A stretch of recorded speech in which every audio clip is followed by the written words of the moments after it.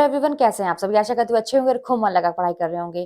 तो पढ़ाई के लिए जो समय आप निकालते हैं ना, वो रेत की तरह फिसलता चला जा रहा है। इतनी तेजी से निकल रहा है ना कि आप अभी सोचते ही हैं कि अभी से शुरू करें। अब इतना ज्यादा ये सिलेबस है तो इसको कंप्लीट करना शुरू करें। तब तक ऐसा लगता है कि अरे ये तो दिन चला गया, आज का दिन गया। और एक चीज मैं बताऊं ना कि ये सारी चीजें कैसे हो जा रही है ना, ये दिन कैसे चला जा रहा है।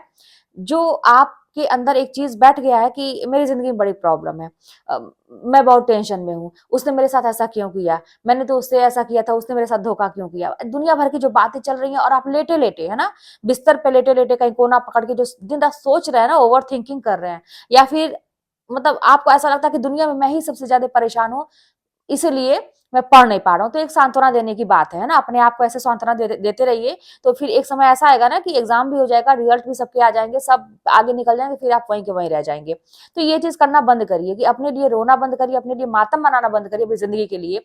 और जिंदगी में आगे बढ़ना सीखिए कि जो भी हुआ हुआ, अब हमें अपना अपना टारगेट नेक्स्ट वाला देखना है कि हमें अपनी लाइफ में कुछ करके दिखाना है। पर सबसे पहली बात है कि अपनी वैल्यू बढ़ाने का एक तरीका होता है ना कि अपने पैर पे खड़ा होना। वो हर एक लड़की हो या लड़का हो, उसकी सेल्फ रेस्पेक्ट जो होती है ना, वो तभी वापस आती है जब वो अपने पैर पे खड़ा होता है। ये चीज आप लोग भी जानते हैं। मैं ये चीज रियलाइज करती हूँ कि क्या चीज बदल जाता है एक जॉब के बाद और क्या चीज पहले होती है। भले ही आप कितना अच्छा कर रहे हो प्राइवेट सेक्टर में और भी कई जगह बहुत अच्छा कर रहे हो, लेकिन कहते हैं ना कि एक चीज की आपने कंपटीशन बीट किया और उसमें आप निकल गए ना, तो उसकी एक वैल्यू अलग हो जाती है। और पहली बात तो अपने नजरों में अपने लिए सेल्फ रिस्पेक्ट हो जाती है कि मैंने जो चाहा वो किया, एक आत्मसंतुष्टि हो जाती है। तो ये जो आप सोचते हैं ना कि मेरे साथ ही ऐसा क्यों है, मेरे साथ ही टेंशन है, उसने मुझे रिलेशनशिप में धोखा दे दिया, तो ये हो गया तो वो हो गया, ये आपके साथ ही नहीं है। दुनिया में आपसे बहुत ज्यादा प्रॉब्लम में रहने वाले लोग हैं ना, और बहुत अच्छा करते हैं। उनके अंदर एक चीज हो जाता है ना कि दुनिया मुझे जितना नीचे दिखाएगी उतना मैं ऊपर उठ के दिखाऊंगा, उनके अंदर ये चीज होती है। तो वो कर ले जाते हैं और आपसे बहुत ज्यादा प्रॉब्लम है, उनको दो वक्त की रोटी भी नसीब नहीं होती। ऐसे ऐसे लोग पढ़ के निकल जाते हैं। ठीक है, जैसे मैंने एक दिन स्टोरी सुनाई थी कि वो खाना बांटते बांटते जो है, अखबार बांटते फिर दूसरों के घर काम करते करते वो लड़का जो है जज बन जाते हैं और वो सेकेंड रैंक लेके आते हैं। तो ऐसे बहुत सारे हमारे एपीजे अब्दुल कलाम, और मतलब मैं अभी करूं तो फिर वही बात रिपीटेड बात हो जाएगी, लेकिन बहुत सारे ऐसे एग्जाम्पल हैं जो लोग मतलब कितने संघर्षों के बाद वो अपना काम करते हैं। ठीक है, तो आप उसमें से नहीं है। आप समझिए कि आपके साथ बहुत कुछ अच्छा है और नहीं भी अच्छा है, तो यही तो समय है अपने आप को दिखाने का। तो बस वही बात है कि ये सब किनारे लगा के पढ़ना शुरू करिए।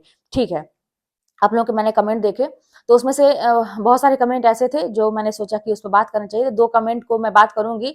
अच्छे कमेंट हैं, अच्छे प्रश्न हैं।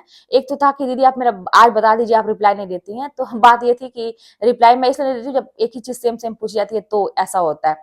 तो ये था ना कि नोट्स जो होता है उसको बनाने में बहुत टाइम लग जाता है, और किताबों को पढ़ने में इजी रहता है, लेकिन अगर उससे नोट्स बनाने लगी तो टाइम बहुत लग जाता है और ये संभव नहीं हो पा रहा है क्योंकि समय कम है। देखिए, एक चीज मैं कह दूं ना कि ठीक है, मैंने बताया आपको कि नोट्स अपने होने चाहिए, हैंड रिटन होने चाहिए, लेकिन आपको मैंने कहा ना कि आपको दांव पेच लगाना पड़ेगा, क्योंकि आपने समय गंवा दिया। अब आपके पास कम समय है, तो अब आप तैयारी करने के लिए उठे हैं, आपके मन में हुआ कि अब करना चाहिए। तो आपके पास जो किताबें हैं ना, उसको आप हाईलाइट करते चलिए। अब हाईलाइट का मतलब ये नहीं कि आप बस हाईलाइटर लेके बैठे रहिए, उसको रंगते रहिए, नहीं।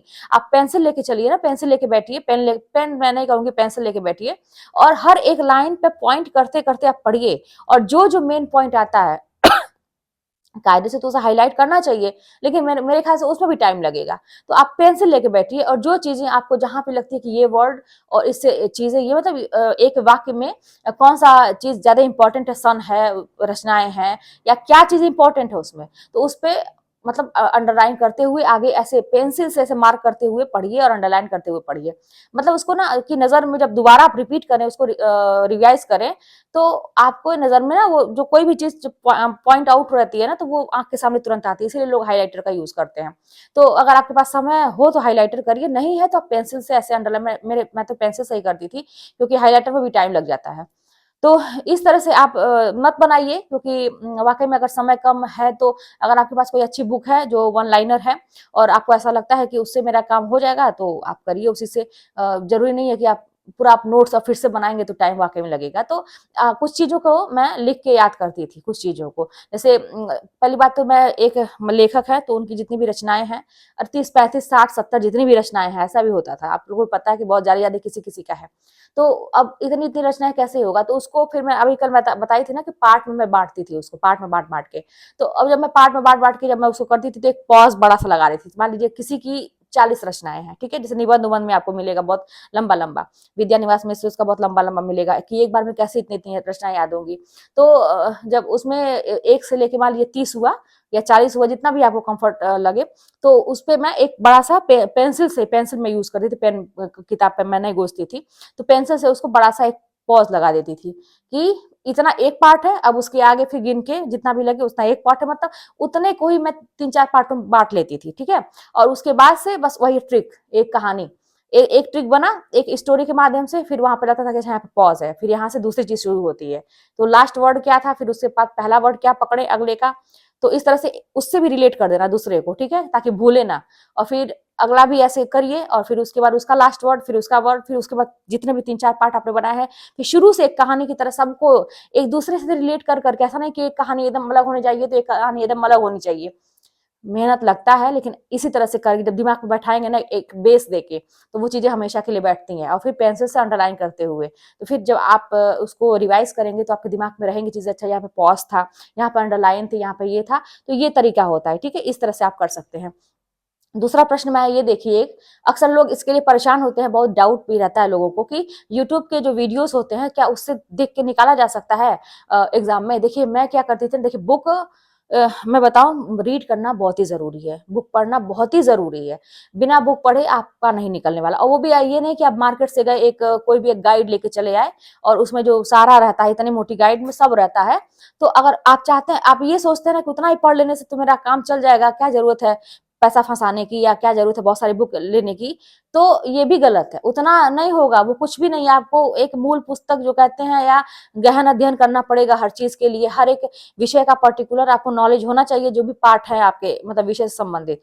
तो उसके लिए वही है कि मूल पुस्तक तो होनी ही चाहिए। वन लाइनर जैसे वस्तुनिधि सरस्वती पांडे का मैं बताती हूँ अक्सर, प्रीवियस ईयर के क्वेश्चन पेपर, जैसे मैंने घटना चक्र ले लिया था, शिल्पी वाला हिंदी का आता है, प्रीवियस ईयर क्वेश्चन पेपर होते हैं, और मैंने बाय कर लिया था। तो बहुत सारी चीजें ऐसी थी, यही मेरा बस एक यही सोर्स था पढ़ने का, बहुत ज्यादा किताबें तो नहीं थी मेरे पास। और व्याकरण के लिए वासुदेव नंदन जी का था। तो इस तरह से करके अब उसको वही है कि अब यूट्यूब पे देखना कितना सही है। मैं कब देखती थी यूट्यूब का, मैं पहली बात तो मैं ये बता दूं कि मैं सबको फॉलो नहीं करती थी। अगर आप भी ये गलती करते तो मत करिए। किसी एक टीचर या दो टीचर, एक टीचर मैं कहती हूँ कि मतलब बहुत ही अच्छा होता है, जिसका आप कोचिंग करते हैं उसी की वीडियोज ही देखिए। अगर यूट्यूब पे वो देते हैं या जहां भी आप प्लेटफॉर्म पर देते हैं, उन्हीं की आप वीडियो फॉलो करिए। कहाँ आपके पास टाइम है, आप बताइए। 24 घंटे में आप रिवीजन कब करेंगे, टेस्ट कब देंगे, कब वीडियोज देखेंगे, कब अपने मतलब आपको भी कुछ कभी कभी होता है ना कि लिख के पढ़ना पड़ता है, तो कब आप करेंगे।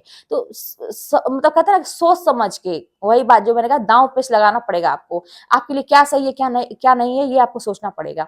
तो वहां पे एक टीचर या दो टीचर, तो जब मेरे सर पढ़ाते थे, सूर्य विजय सर पढ़ाते थे, तो वो जब ऑनलाइन आते थे, तो कभी ऐसा होता था कि वो भी नसीब नहीं होता था, स्कूल में मैं रहती थी अगर दोपहर में, लेकिन अक्सर वो शाम को रहते थे।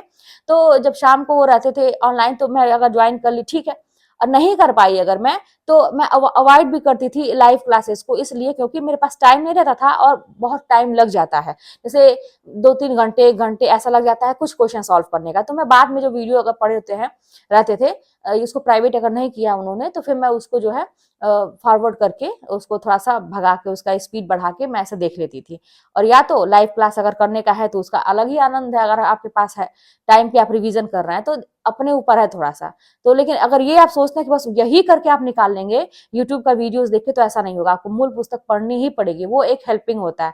यूट्यूब पे क्या है कि अगर आप कोई टॉपिक किताबों में पढ़ रहे हैं, या आपके पास सोर्स नहीं है पढ़ने का, आपने कोचिंग नहीं ले रखा है, या फिर जो भी है, तो आप कोई टॉपिक अगर समझ में नहीं आ रहा है, अब मान लीजिए एक टीचर का आपने देखा, जो आपके टीचर है उनका समझ में नहीं आया आपको, तो वो टॉपिक आप बिल्कुल सर्च करिए। यूट्यूब तो ऐसा है ना प्लेटफॉर्म, आपको हेल्पिंग है भाई, हेल्प करने के लिए। आप सर्च करिए, वो पर्टिकुलर टॉपिक देख के अपना आपने समझ लिया ठीक है। लेकिन बस जो आपका क्वेश्चन था कि क्या ये करके निकाला जा सकता है, तो बिल्कुल भी नहीं। आपको ये हेल्पिंग है, आपको बुक्स वगैरह पढ़नी पड़ेगी, नोट्स वगैरह दोहराने पड़ेंगे, और साथ में टेस्ट वगैरह, तो मतलब ये तो बेसिक है, ये तो आपको करना ही करना है। उसके साथ आप आजकल तो आप गूगल पे भी सर्च करके पढ़ सकते हैं, आप इस पर भी पढ़ सकते हैं, ठीक है, वो हेल्प के लिए मतलब इसके आप उसमें लेंगे, संदर्भ में लेंगे तो वो सही रहेगा। तो फिर यही सारी चीजें हैं, करिए आप लोग अपने प्रश्न पूछिए, मैं सबके कमेंट रीड करती हूँ। हाँ, भले ही थोड़ा सा समय का अभाव रहता है तो इसलिए मैं सबके जवाब तो नहीं दे पाती, लेकिन जो लगता है कि ये क्वेश्चन सबके लिए यूजफुल हो सकता है और मैंने जो अनुभव किया है वो मैं आप लोगों के साथ शेयर करती हूँ। ठीक है, तो फिर चलिए मिलते हैं नेक्स्ट वीडियो में। खूब मजे से पढ़ाई करते रहिए, समय को बिल्कुल भी बर्बाद ना करिए, क्योंकि ये समय बहुत ही मूल्यवान है और यही समय आपकी जिंदगी बनाने वाला है। तो ध्यान से, ठीक है, अपनी जिंदगी अपने हाथ है। मैं बार बार कहती हूँ कि ये बिल्कुल भी मत कहिए कि मेरी किस्मत में ये नहीं है, वो नहीं है, कुछ भी नहीं, सारी चीजें आपके हाथ में है। बिगड़ी से बिगड़ी किस्मत इंसान बना सकता है, जिसका मैं एक एग्जांपल हूँ आप लोगों के सामने। और मैंने अपनी सारी स्टोरी शेयर की है आप लोगों के सामने कि हर तरह से कहीं से कोई किसी ने नहीं छोड़ा नीचे गिराने के लिए, कहीं से भी, यहाँ तक कि अपनों ने भी नहीं छोड़ा, लेकिन मैंने भी नहीं छोड़ा। मैंने कहा था ना कि भगवान से भी एक बात नहीं होती थी कि भगवान आप डाल डाल तो मैं पात पात, तो वही बात है कि मैंने भी नहीं छोड़ा और मैं अंत तक नहीं छोड़ूंगी, क्योंकि मेरा जो सपना है मैं उसको पूरा करूंगी। मुझे जो लाइफ स्टाइल चाहिए मुझे वो चाहिए, और मैं किसी से दूसरे से उम्मीद नहीं करती हूँ कि मुझे चाहिए। मुझे अपने ऊपर पूरा भरोसा है कि मैं कर लूंगी। और बस यही है कि एक ईश्वर का साथ है और आपकी मेहनत, आप जैसा कर्म करेंगे आपके सामने आएगा। तो कर्म पे विश्वास करिए और खूब मेहनत करिए। चलिए मिलता है नेक्स्ट वीडियो में। वीडियो पसंद आए तो लाइक जरूर करिएगा, शेयर करिएगा, आप लोग कमेंट तो अच्छे अच्छे करते ही हैं। चलिए फिर मिलते हैं नेक्स्ट वीडियो में।